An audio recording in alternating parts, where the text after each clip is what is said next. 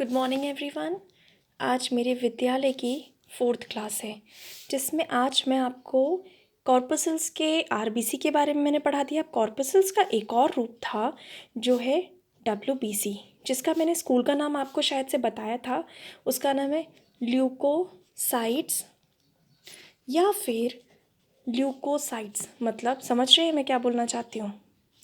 ये ल्यूकोसाइट्स की जो स्पेलिंग है ये आपको सीबीएसई की बुक में मिल जाएगी और इस तरह की स्पेलिंग आपको आईसीएसई की बुक में मिलेगी। ठीक है, तो spellings are same, pronunciations are same but slight different. Okay, हर चीज़ सेम है पर फिर भी थोड़ा सा डिफरेंट है। ठीक है, अब डब्ल्यूबीसी का मतलब होता है white blood cells. White blood cells जैसे नाम बोल रहा है वाइट है, इसका मतलब ये इसमें कोई कलर नहीं होता। मतलब मैं लिख सकती हूँ कि ये कलरलेस है। ठीक है, क्यों कलर नहीं होता इसमें? क्योंकि इसमें हीमोग्लोबिन नहीं होता। मैंने HP लिखा है वो भी माइनस करके, मतलब इसमें हीमोग्लोबिन नहीं होता। मतलब कॉर्पसेल्स के जो 3 फ्रेंड्स थे उसमें से जो WBC था उसका नाम है, स्कूल का नाम क्या है, ल्यूकोसाइट्स है। उसका वो दिखता कैसे भाई? उसमें कोई कलर ही नहीं होता क्योंकि उसमें हीमोग्लोबिन नहीं होता। वो सर्कुलर शेप भी होता है और एमीबॉयड शेप भी होता है। मैं स्पेलिंग लिख देती हूँ, सर्कुलर भी होता है और एमीबॉयड भी होता है। एमीबॉयड का मतलब अमीबा जैसा होता है ना, आपने 10th क्लास में अमीबा के बारे में पढ़ा होगा वो।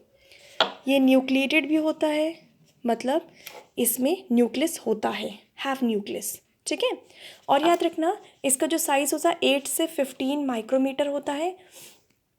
और ये जो ल्यूकोसाइट्स होता है ये एक तरह का हमारे जैसे कि देश के सैनिक होते हैं ना, वैसे ये हमारे ब्लड का सैनिक है। ठीक है, ये हमारे जर्म्स से हमको प्रोटेक्ट करता है, हमें हर तरह के इन्फेक्शन से बचाता है। तो इसका ये एक तरह से सोल्जर्स की तरह एक्ट करता है, मतलब काम करता है। ठीक है, ये हमारी बॉडी में कितना पाया जाता है? 6000 से 8000 पर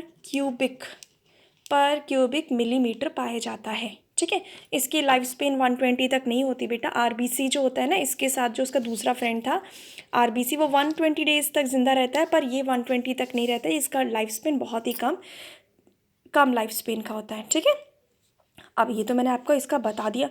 याद रखना बेटा, इसका भी जन्मदाता वही है। कौन है इसका जन्मदाता? Red bone marrow. ठीक है, बर्थ बोल रही हूँ मैं बेटा, हाँ बर्थ लिख रही हूँ, समझ लो। ये आरबीसी हमने किसी के बारे में हम पढ़ रहे हैं, उसका स्कूल का नाम ये है, उसका दिखने का तरीका ये है, कितने लोग हैं उसके साथ। ठीक है, साइज़ क्या है वो मैंने सब बता दिया। अब मैं बता रही हूँ इसका जन्मदाता कौन है, इसको बर्थ किसने दिया? Red bone marrow. ठीक है, लिम्फ नोड्स, लिम्फ आप शायद से 10th में पढ़ोगे, इसके बाद पढ़ोगे। लिम्फ क्या होता है? लिम्फ में ना गठाने होती है, जैसे कि हम लोग की नसें होती है ना, ऐसे लिम्फ की खूब सारी पाइपलाइंस जैसे मैं बोल रही हूँ, है ना, उसमें कुछ कुछ गठाने होती है ना, जैसे कनेक्टर जो बोलते हैं हम लोग हिंदी में, या फिर हम लोग पाइप को कनेक्ट करते हैं, वैसे इसकी कनेक्टर होते हैं, इसे लिम्फ नोड्स कहते हैं। ठीक है, अब ये लिम्फ नोड्स, लिवर, कुछ कुछ स्प्लीन में भी ये बर्थ लेता है। मेन इसका है लिम्फ नोड।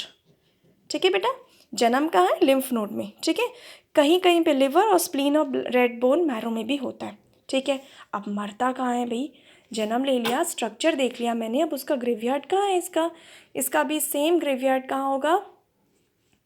ये भी डिस्ट्रॉय सेम मैनर में होता है जैसे आरबीसी आपका होता है स्प्लीन। ठीक है, इतना आपको पूरा क्लियर हो गया। अब इसके बहुत सारे फ्रेंड्स होते हैं। आरबीसी को दो स्पेशल, इसके 2 गहरे दोस्त हैं आरबीसी के। एक होता है ग्रैनुलोसाइट्स और एक होता है ए ग्रैनुलोसाइट्स, G और A। ग्रैनुलोसाइट्स मतलब जिसमें ग्रेन्यूल्स होते हैं, ग्रेन्यूल्स मतलब दाने होते हैं, जिसके साइटोप्लाज्म में दाने होते हैं, ग्रेन्यूल्स होते हैं, नाम से बता रहे हैं बेटा, वो उसको बोलते हैं ग्रेन्युलोसाइट्स। जिसमें ग्रेन्यूल्स नहीं होते, मैंने क्रॉस कर दिया, वो हुआ एक ग्रेन्युलोसाइट्स। अब ग्रेन्यूल्स के भी 3 दोस्त होते हैं, एक का नाम है न्यूट्रोफिल्स, एक का नाम है ईजोफिल्स और एक का नाम है बेसोफिल्स। ठीक है बेटा, ठीक है। और इस अभी पहले मैं ग्रेन्युलोसाइट्स के बारे में बात बता लूँ, तो मैंने अभी फिर से एक कहानी सुना देती हूँ, WBC की कहानी। कॉर्पसेल्स का दोस्त है WBC। ठीक है, WBC का स्कूल का नाम है ल्यूकोसाइट्स वो ऐसा दिखता है, यहाँ पे जन्म लेता है, उसका काम ये होता है और यहाँ पे वो मर जाता है। डब्ल्यूबीसी के भी स्कूल जा रहा है तो उसके फ्रेंड्स तो होंगे, 2 फ्रेंड्स इंपॉर्टेंट है, ग्रेनुलोसाइट्स और एग्रेनुलोसाइट्स। ग्रेनुलोसाइट्स के 3 फ्रेंड्स होते हैं, न्यूक्लियोफिल्स, इज़ोफिल्स और बेसोफिल्स, ठीक है। न्यूट्रो नाम बता रहा है, मतलब न्यूट्रल नेचर का, इज़ो एसिडिक नेचर का, बेसोफिल्स जो होते हैं बेसिक नेचर के होते हैं, ठीक है बेटा। सबसे ज़्यादा क्वांटिटी ये होती है 60 से 65% होता है डब्ल्यूबीसी में, और ये दोनों थोड़े से कम होते हैं। तीनों का काम अलग होता है, मैं आपको तीनों के काम भी बता देती हूँ।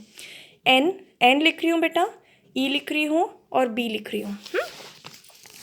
N for neutrophils. न्यूट्रोफिल्स जो है ना, न्यूट्रोफिल्स क्या काम करता है, फेगोसाइट्स जैसा, मतलब जैसे ही दुश्मन आते हैं, ये एक सेल है, ये दुश्मन है, मैंने एफ लिखा है फॉरेन, ये दुश्मन है, तो तुरंत ही ये ऐसा स्ट्रक्चर बनाता है, उसे खाने के लिए ट्रैप कर लेता है और उसको अपने अंदर किल करता है। तो मोस्टली इसका काम क्या है, डिस्ट्रॉय करता है फॉरेन पार्टिकल्स को, ठीक है, डिस्ट्रॉय करता है फॉरेन, बाहर के जो जर्म्स आते हैं ना उनको मारता है, ठीक है बेटा। ईज़ोफिल्स का काम क्या होता है, ये ना एलर्जी, हम लोग को बहुत बार कभी हम लोग कुछ इधर उधर करते हैं तो हमें एलर्जी होती है, किसी को ठंडे पानी से होती है, किसी को ठंड से एलर्जी होती है, स्किन में रैशेस वगैरह ना, तो इसका काम होता है एलर्जिक इन्फेक्शंस को रोकता है, रेजिस्ट करता है, ठीक है। और इसका काम जो होता है बेसोफिल्स का, ये बेसिक नेचर का, और ये सिक्रीट करता है। सिक्रीट क्या करता है, सिक्रीट करता है हिस्टामिन। अब ये क्या काम करते हैं हम आपको बताएंगे, हेपारिन। इनका काम होता है इन्फ्लेमेटरी रिएक्शंस। इन्फ्लेमेटरी का मतलब जानते हैं, इन्फ्लेमेटरी का मतलब होता है जब हमें इन्फ्लेमेशंस होते हैं, जब हम लोग को चोट लगती है तो सूजन और लाल लाल होता है ना, वो, ठीक है, ये इन्फ्लेमेटरी रिएक्शंस करते हैं। आज मैंने आपको सिर्फ डब्ल्यूबीसी के ग्रैनुलोसाइट्स के बारे में बताया, कल मैं आपको ए ग्रैनुलोसाइट्स के बारे में बताऊंगी और इस कहानी को दोबारा रिकॉल कराऊंगी, ठीक है। इतनी कहानी को याद रखना, एक स्ट्रक्चर इमेजिनेशन बना के पढ़ाई करना, ठीक है, जो आपको अच्छे से क्लियर हो जाएगा ये सारी चीज़ें। ओके, सब्सक्राइब करना, ऐसे बच्चों के पास पहुंचाना जो आगे पढ़ना चाहते हैं, कुछ बनना चाहते हैं। Thank you.